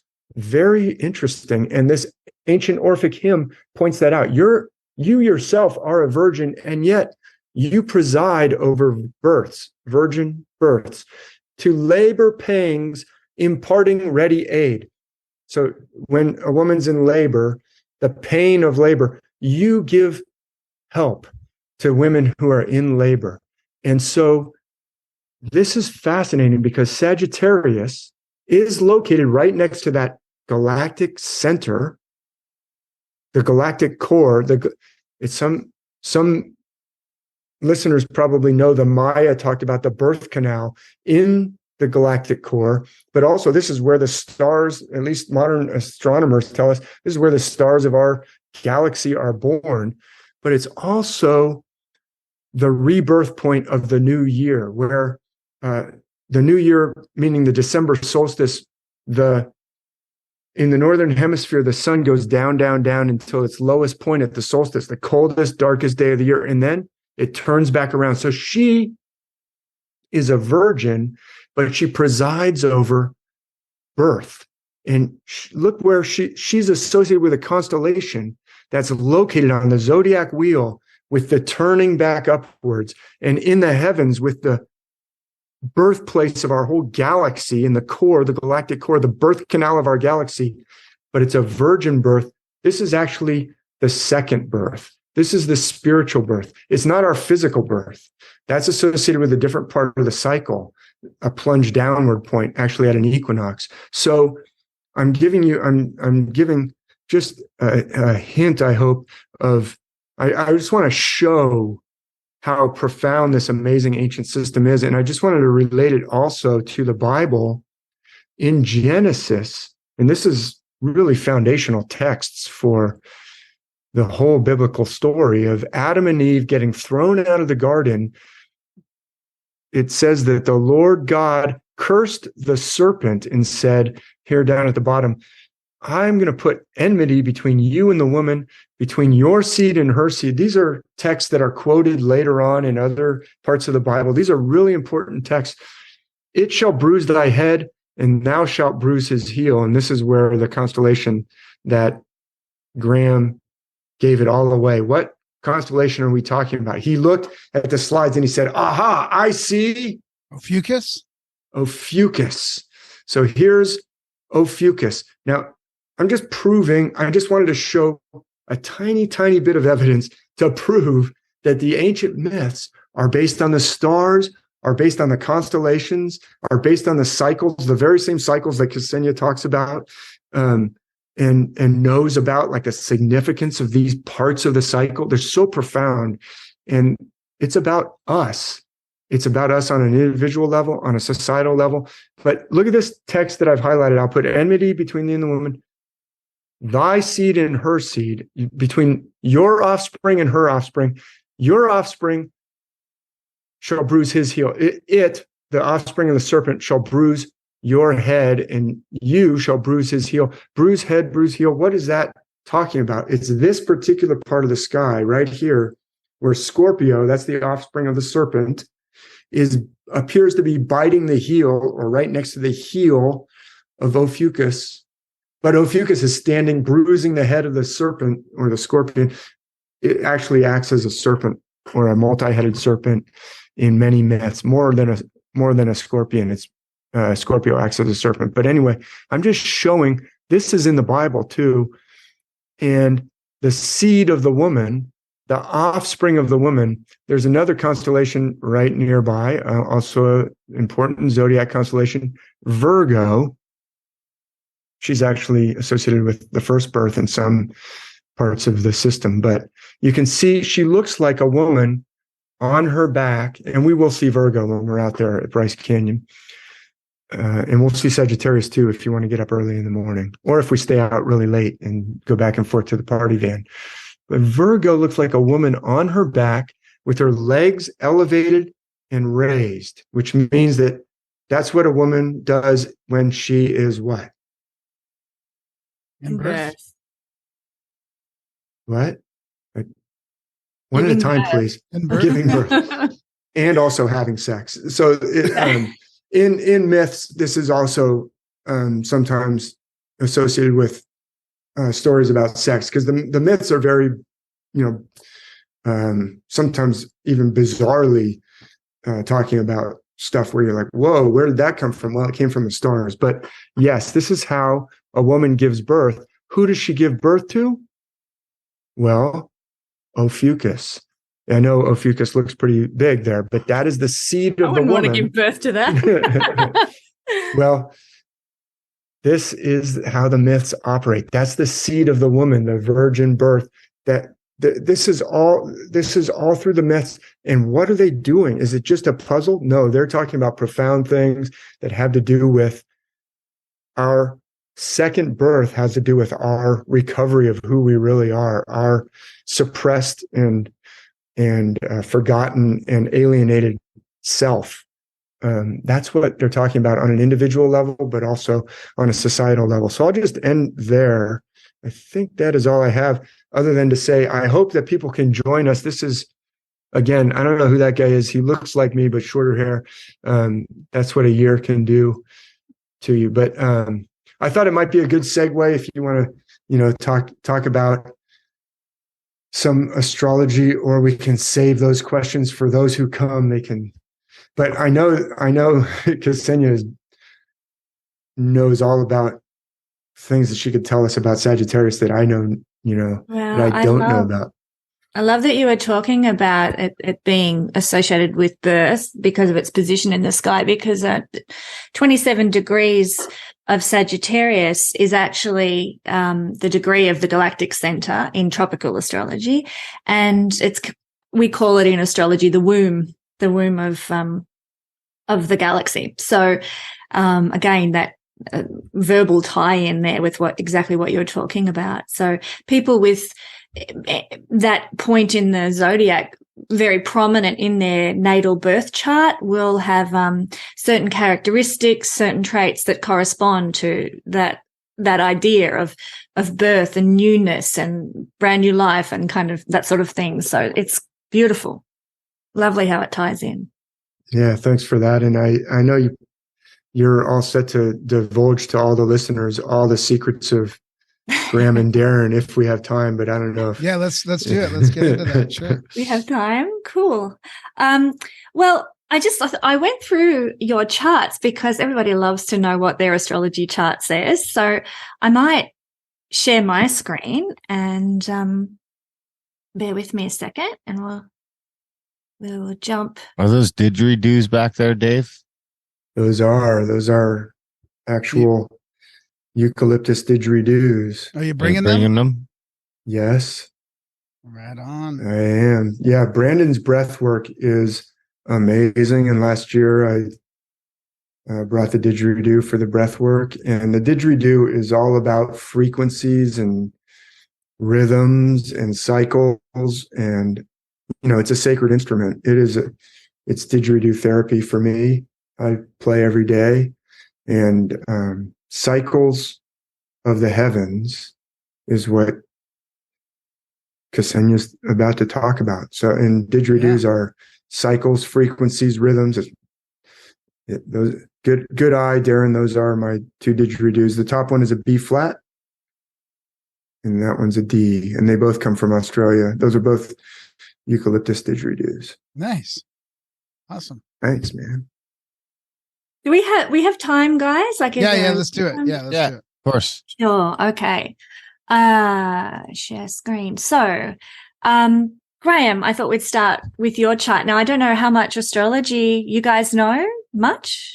Not really. I mean, we've done this before a couple times on the show, but I just can't really remember and wrap my head around it all. I don't really retain a lot of the, so it's good to review every now and then. Astrology is quite a lot of map reading. Actually, this is the map we use. It's a diagram of the zodiac wheel around us, and so I'm a former town planner, and reading maps was a big part of my past life before I became an astrologist. So I love this component of astrology, but.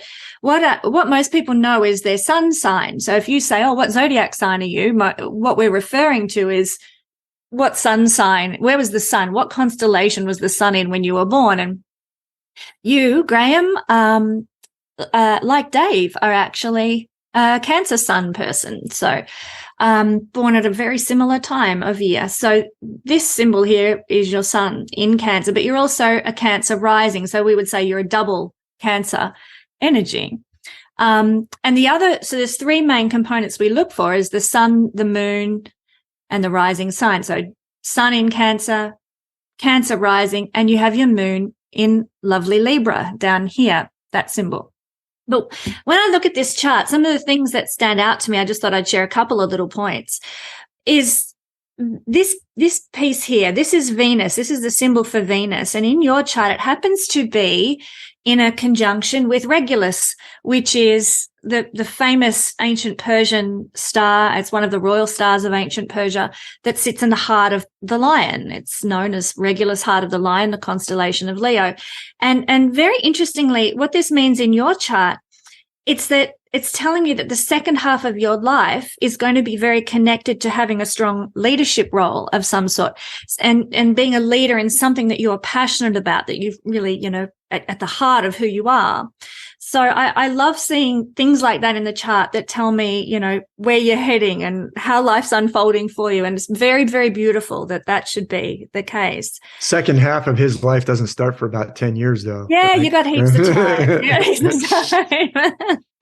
So you're definitely rising up into more and more of a leadership role, which you're obviously doing already in the capacity of what your career is. But speaking of career, we look at the ruler of your 10th house, and this is for quick astrology 101, each zodiac sign in the system I use represents a house.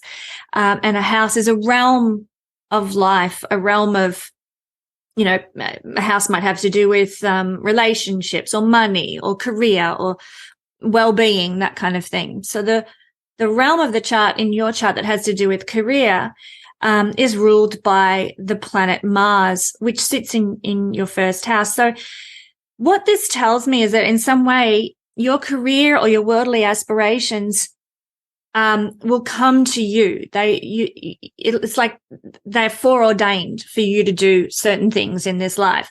You know, you should always use your image, your charisma, your personality, and put that towards what you're doing. You know, I liken it to, I don't know, I'm a fan of Modern Family, and I think of Phil Dunphy in Modern Family, who's always putting his face on a park bench or on some, I don't know, some car or something around town to promote his business. And that's kind of what you've got in your chart, Darren, to put your stamp onto whatever you do. Your identity, your personality should form what you do for a career.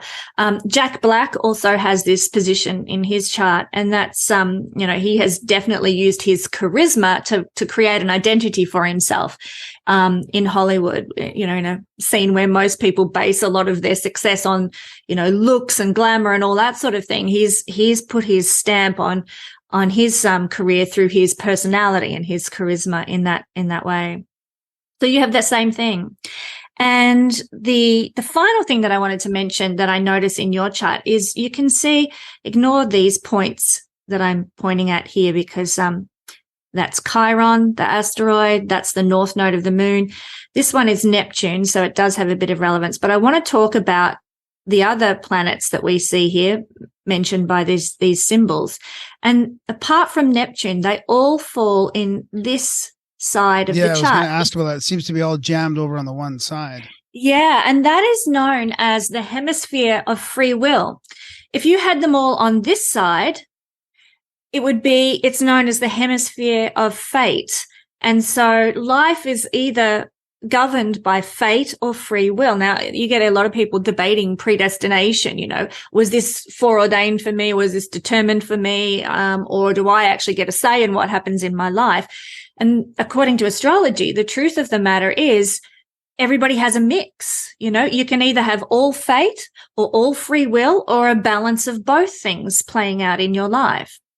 And in your chart, the emphasis, although I have mentioned that you've got most of your career will come to you. You'll instinctively know what you want to do and what's right for you to do and the path that you're meant to go on career-wise. But when it comes to, you know, everything in your life, you will succeed more by actioning things, taking initiative, you know, whatever you feel drawn to, go for it, because you have the capacity in this chart to assert your free will onto something and make it happen, to make things happen, which I think is really, I love seeing that in a chart. I've got the opposite. I have to just wait for fate to hand me whatever is meant to happen a lot of the time. So this is beautiful. I really admire people who've got the get up and go to make their life happen for themselves. So you should always follow through on impulses that come to you, initiating new things or entrepreneurial endeavors, because there's so much emphasis on that side of your chart. And you have Thor's hammer, which never misses. Yeah, there you go. So I do have a question to tease apart. You kind of look like that. Jack Black too. About the leadership part, because it's an interesting thing, because the first half of my life was more in technical leadership. Like I was, you know, coaching hockey, player coach on hockey teams, running departments in corporate sort of business environments, running meditation groups. Like now I'm sort of doing less of that, but maybe it's a different type that maybe you can help me see, because Dungeon Master, would Dungeon Master count? Yeah, that would count. So sure. That's more in the second half of my life. So yeah, I see spiritual leadership, to be honest, and perhaps being a leader in some kind of creative role or film or something like that, like YouTube or something. But this is your north node, and that after the age of 42, that's when that particular node of the moon gets activated in astrology. And that's when we really start to begin a rise up into whatever is our destiny, this particular incarnation. So it's in the sign of Pisces, which is one of the most spiritual signs.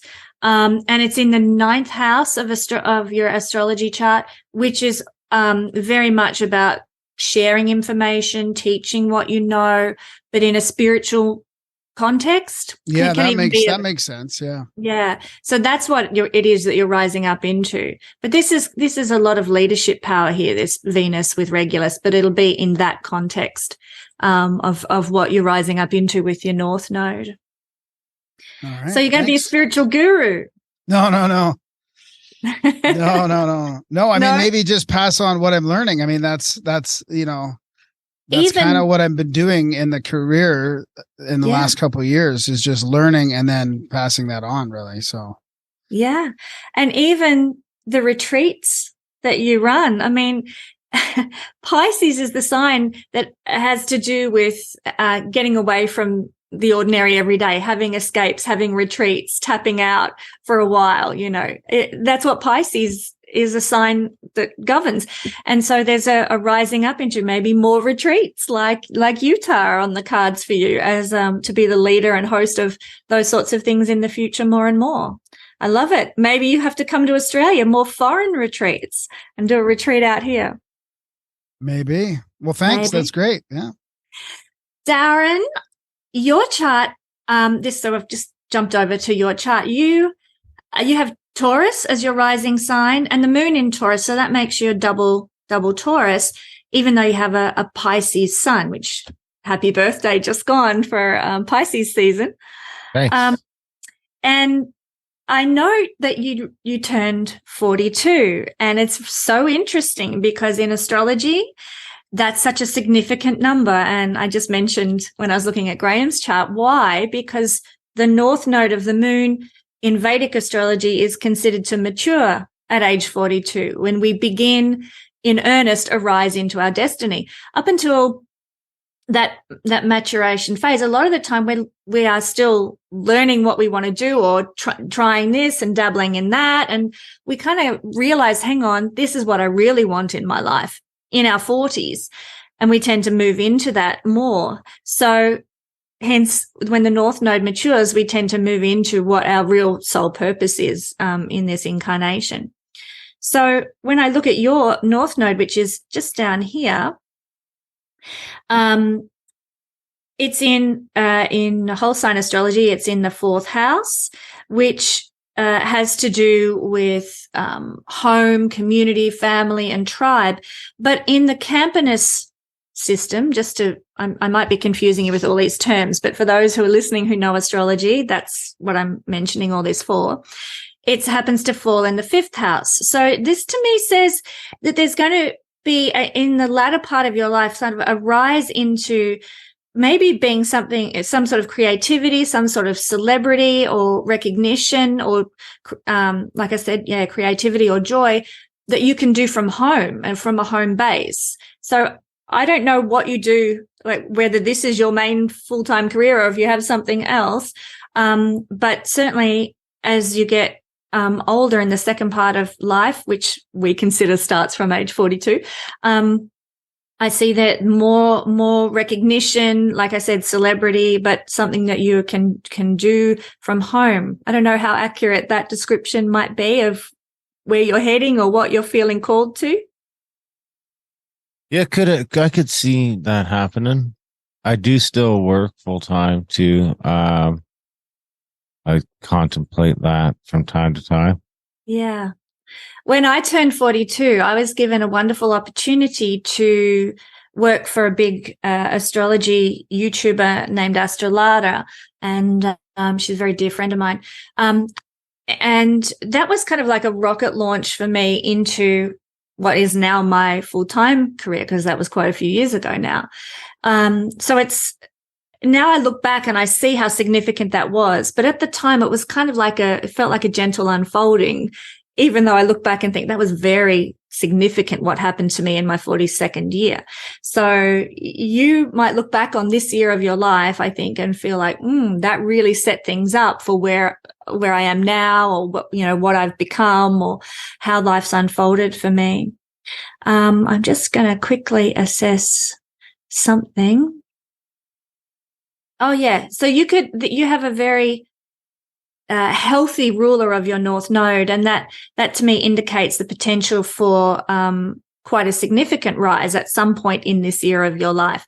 The North Node takes about 6 years to fully mature until you're 48. So at any time in the next 6 years, there could be this rise more into purpose, into destiny that I have alluded to. But you'll know, trust your instincts. You'll know when the time is right.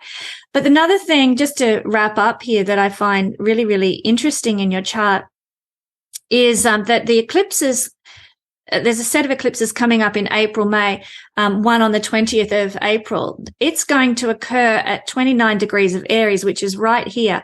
So within locality of this very important axis in your chart. So I think that whenever we have an eclipse on our ascendant, it's called in astrology, that heralds a big life shift and a big life change that will come in. So from April the 20th for 6 months after that, because eclipses are active for 6 months until the next set of eclipses occur, there's likely to be some significant event or experience that could really change or redirection your life in some way. Maybe you meet somebody, a collaborator for your work, or for Grimerica show or something like that really, powerfully rocket launches things. I see partnership in some way having something to do with the significant event that might occur. But that's quite exciting to see that. I think eclipses really, they're part of the universe's mechanism for pushing us forward into where we're meant to be, because eclipses are caused by the nodes of the moon. The North Node and the South Node are what causes eclipses. And as I've alluded to already, that they're part of our destiny. So often we get an eclipse that will either kick our butt and make us get on track with where we're actually meant to be to fulfill our destiny, or if we're already heading there, we get sort of a lot of support from the universe to keep going, opportunities and blessings to take us further into whatever our destiny might be. But that's an exciting thing coming up this year for you. You're in quite a busy, active astrological year this year, Darren. So there might be a lot of changes on the cards, I think, in your life coming up in the year ahead. Excellent. I'm looking forward to it. It's been a good start. So excellent. That's great. So it starts the same day the event starts. How about that? Where the event, I didn't even put that 2 and 2 together, but we've got an eclipse happening. I don't know whether it's visible in America. Do you want me to check that out? It's a new moon. Yeah. So we always try and have the events on a new moon for the best possible stargazing. Right. Of course. Yeah. But it's not so a new moon would only produce a solar eclipse. It is not going to cover North America. If you think about a solar eclipse, just for the listeners, the moon is smaller than the sun. So when there's a lunar eclipse, you can see it over almost over a huge amount of space. But a solar eclipse is the shadow of the moon. A lunar eclipse is the shadow of the Earth. The Earth is blocking the sun from getting to the moon. So because the Earth is bigger than the sun, bigger than the moon. Said that wrong. The Earth is bigger than the moon, smaller than the sun. The shadow of the Earth covers the moon, and you can basically see the moon in shadow from anywhere. But the sun being smaller than the Earth, it casts a shadow almost like a rifle sight. It's just going to hit one dot on the Earth, one little dot of the moon's shadow. And then as the Earth turns through that dot, it'll make a line. And Darren and I went to the last solar eclipse to cross North America. And without any coordination, I drove literally 15 hours, longer than 15 hours, because I drove for like 2 days straight to get there. And Darren drove like, maybe it was 15 hours. Anyway, we both drove like this insane distance and ended up like 5 miles from each other or 3 miles from each other. We both picked a spot along that line where we were like, oh, this is a good spot to watch the eclipse. But I think the next one will be in Texas, in North America, that's visible. And we'll be doing a big old event. Snake Bros, yeah, at the Snake Bros Ranch. Like a huge event.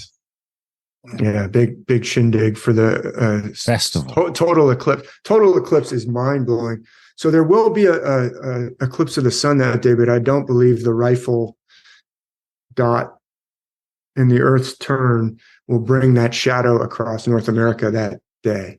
Solar eclipses in astrology, which is the new moon eclipses, are considered to affect the leadership, the kingship, the presidents, the rulers.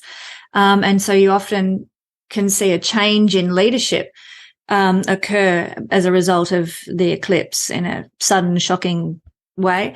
Whereas the lunar eclipse is connected to the masses, the hoi polloi, you and I.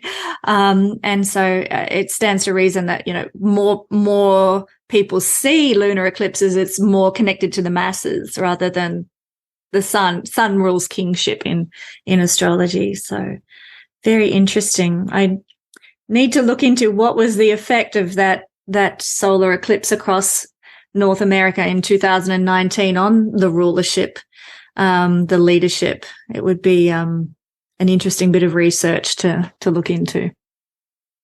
For sure. Let us know. Well, maybe you can let us know when we all meet up in Utah in like 4 weeks from now. Yeah, love to. 5 weeks, might be 5 weeks. I think it's less than 4 weeks now. It's I guess you're right. It's 4.5, yeah. Yeah, because today's the 16th of March and it's starting on the 20th of April. That's right. And if people want to get in on that, they head over to contact@thecabin.com, click on that Contact at the Canyons button at the top. And there's a few spots left at sort of all levels. So we can get you in. We can get you and your significant other in. It's a great couples event if that floats your boat, stargazing, all that kind of stuff. Let us know. Email me if you want to figure that out. Where can our listeners dig into more of your guys? And thank you very much for the star charts, Kesenya. Appreciate it. Nice. Thank you. Hopefully it's a good year. Yeah. And where can our listeners track your guys' stuff if they want to do some more digging? Well, I'm on YouTube under my name, Kesenya Moore, KESENYAMOORE, or I have a website, guidingstar.astrology.com. Right on. My stuff is at theundyingstars.com, and it's Star Myths of the World. So I have like all my archives are on starmythworld.com, which I believe is also my Instagram, Star Myth World. And so that is how you can find me, or come to Utah if your intentions are positive. don't hopefully none of my enemies know where we go. I'm just joking about that. Look, I hope that this is, this message is positive. I hope that all the things that we shared are positive, and I'm really looking forward to this event. Thanks, Graham and Darren, for coming up with this idea years ago and making it become reality. Now it's become reality, and it's a great event. Everybody goes away from this event feeling really good. I hope, because it's like you're able to just hang out.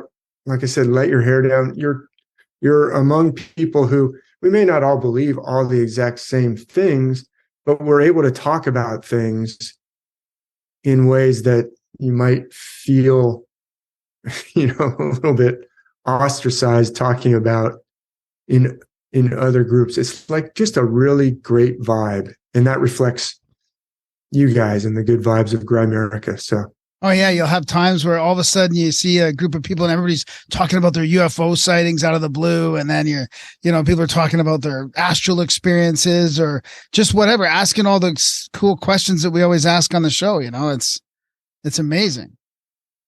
It's a good time, and we'll feed you, we'll weed you, we'll wine you if that's what you want, whatever you want. You know, we're getting to be pretty good at throwing a party. You just got to show up, and we'll take you from point A to point B, pick you from that airport, take care of you for 3 days, and take you back down the mountain, drop you off at the airport. We're looking cold this year, so you might get to play with some snow. But it don't matter because the canyons are always hot. Those water baths will be cold. They'll be frozen when you get up in the morning. Yeah. You just break the top of the ice with a little thing and you get the fuck in. All right.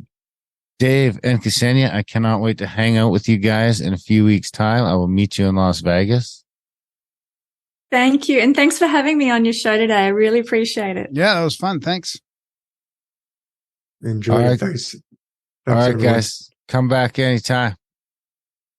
See you in Utah.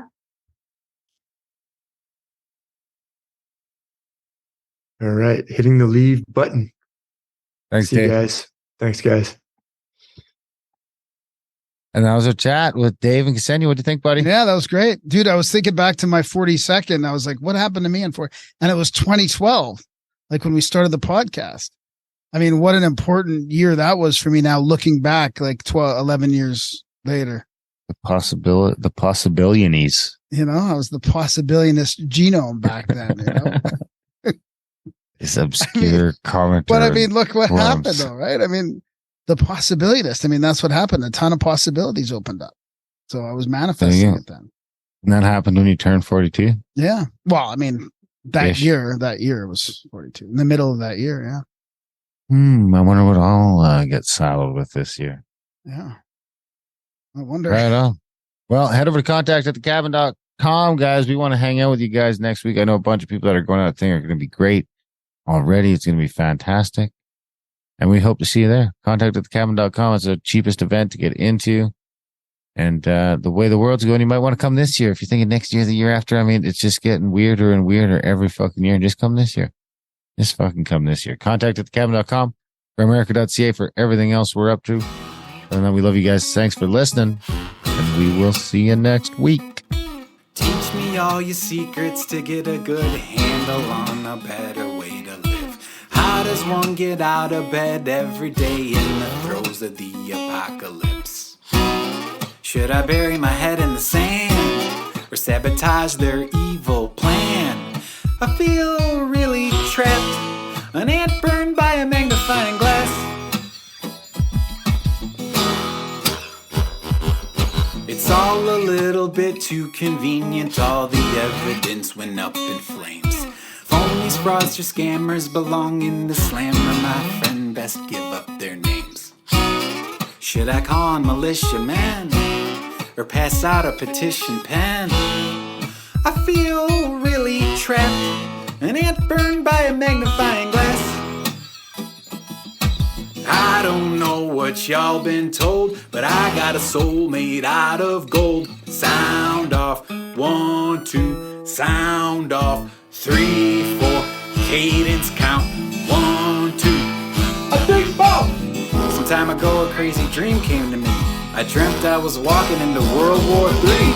As prophetic as humidity, as aching bones, as frantic animals. Sophia wrote it down, built an ark, now she floats it down a river dark. As prophetic as deja vu, as wormwood, as falling stars above. Sophia wrote it down, built an ark, now she floats it down a river dark. I can't even hear my own thoughts for the life of me over the din of a bruised and broken culture. The media spins and splatters and spins and clatters, and I cringe because it's psychological warfare. Don't you feel yourself getting really mad? How did we let it get this bad?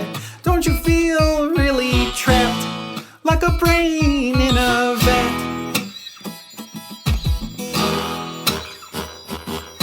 Trying really hard to close Pandora's box, but sirens are singing me off a cliff. I'm looking to hitchhike to Shangri-La over yonder. Sophia, would you give me a lift? Hopped out of the Hegelian rebellion. Say goodbye to all you Machiavellians. let evil destroy itself. I'm bound for Shangri-La, Shangri-La, Shangri-La, Shangri-La.